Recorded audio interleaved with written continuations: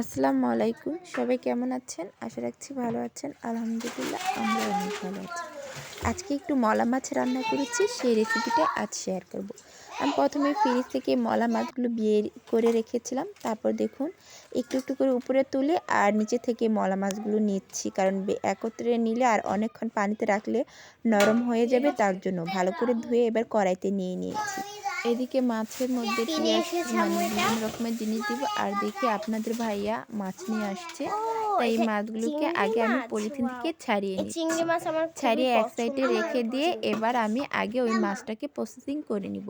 এজন্য প্রথমে আমি দিয়ে দিলাম কাঁচামরিচ, তারপরে একে একে দিয়ে দিব এই পেঁয়াজ, পেঁয়াজের কুচি, পেঁয়াজ কুচি ওই একই হলো। আর দিয়ে দিব আদা রসুন বাটা, আর দিয়ে দিব হলুদের গুঁড়া, মরিচের গুঁড়া, আর একটু রসুন দিয়ে দিলাম। আর টমেটো কাটা ছিল তাই টমেটোও দিয়ে দিয়েছি। পরিমাণ মতো লবণ, পরিমাণ মতো তেল দিয়ে দিব। তারপর দিয়ে এটাকে হাতে মেখে নিয়েছি।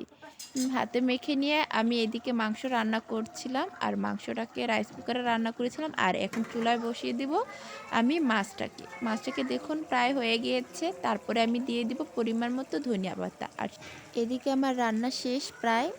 সবাই ভালো থাকবেন, আমাদের জন্য দোয়া করবেন। আসসালামু আলাইকুম।